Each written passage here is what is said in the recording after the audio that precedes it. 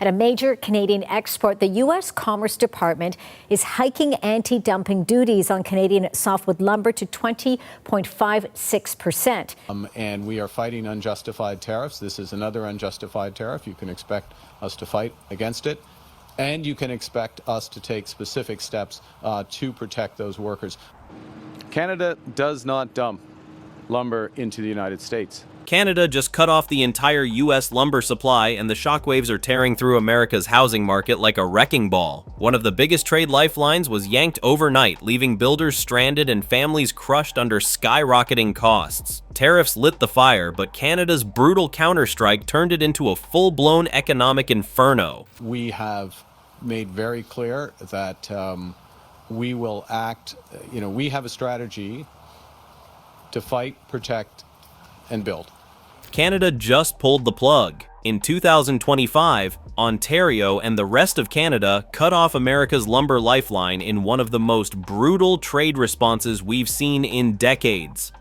At this hinge moment in history, Canada is starting to shift from reliance to resilience. Speaking here on Vancouver Island, Carney said the world woke up to dramatic moves, and he said there may be tough days ahead with the U.S. driving itself into a recession. Overnight, the flow of wood that kept the U.S. housing market alive was gone. Construction sites stalled, contractors scrambled, futures markets spiked like alarms going off in real time. America had been leaning on Canada for nearly 1/3 of its lumber needs, 28 million cubic meters a year, and now, zero. What I'm about to show you will make you question if the American dream was ever real. So, $1.2 billion poured into this industry, at the same time a doubling of tariff. This wasn't some tantrum. It was the product of months of rising tensions. On February 1st, 2025, Washington hiked tariffs another 25%, stacking on top of the existing 14.54%. Then came July 25th. The U.S. Commerce Department locked in a fresh 20.56% anti-dumping duty. A week later, August 1st, the hammer fell. No loopholes, no wiggle room. Canadian lumber companies were suddenly facing 35–40% in total duties. It wasn't policy. It was a baseball bat across the face of cross-border trade. Here's where it gets worse. Washington thought Canada would cave. They thought wrong. On Friday, the U.S. Department of Commerce announced it plans to raise them to 34.45%. In D.C., officials assumed Canada would grumble, maybe file a WTO complaint, but keep shipping. That was the miscalculation of the century. Ottawa wasn't bluffing, and Ontario wasn't about to bleed itself dry so American homebuyers could have cheap 2x4s. When the U.S. doubled down, Canada weaponized the one thing the U.S. couldn't live without: lumber. And what Canada did next flipped the script completely.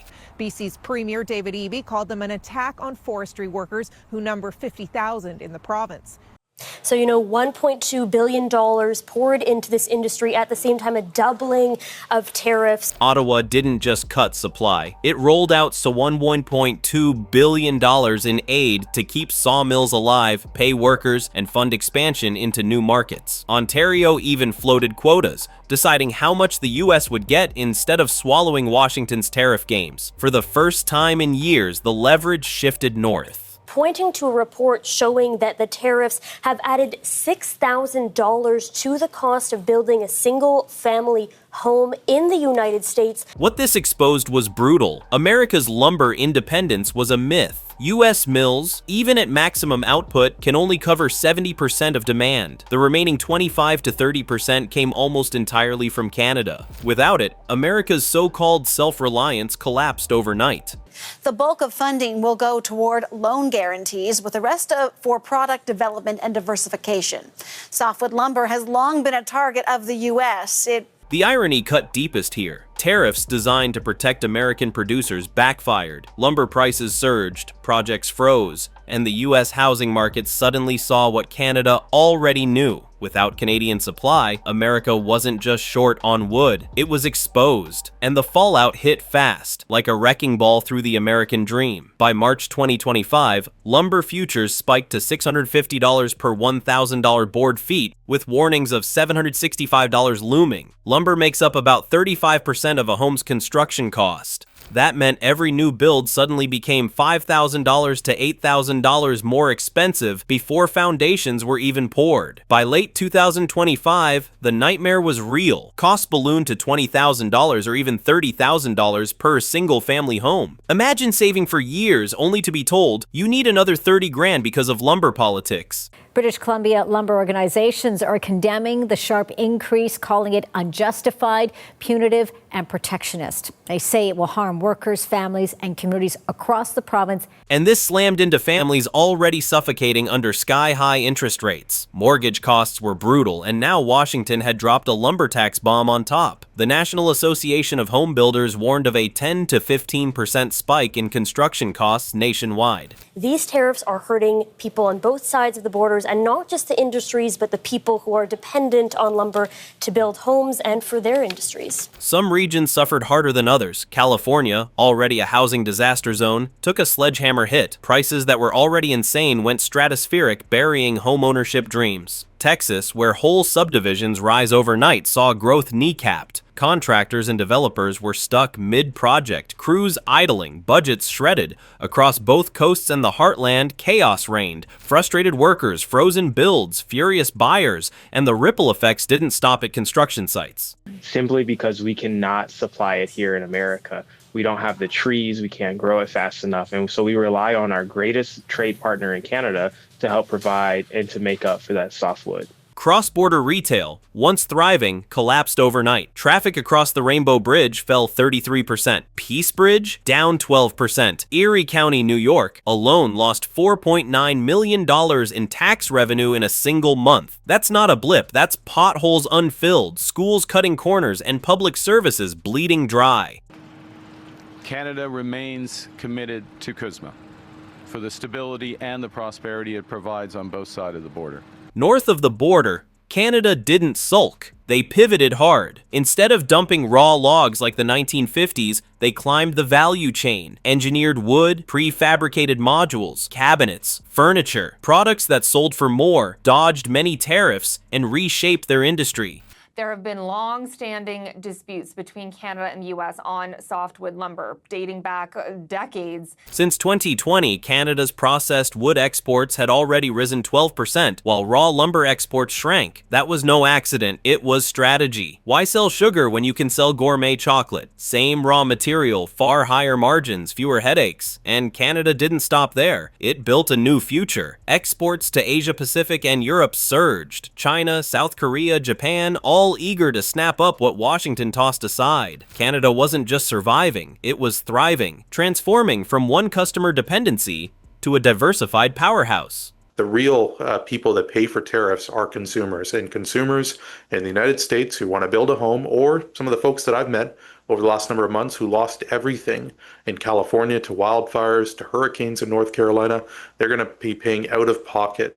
While American families scrambled for an extra $30,000 to afford homes, Canada leveled up. New markets, stronger industries, and a smirk. Washington, meanwhile, was left with angry builders, furious buyers, and a housing market on life support. That's not competition, that's checkmate.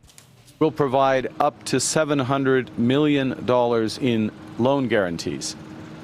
This will ensure that forestry companies of all sizes have the competitive financing they need to maintain and restructure, if necessary, their operations during a period of profound.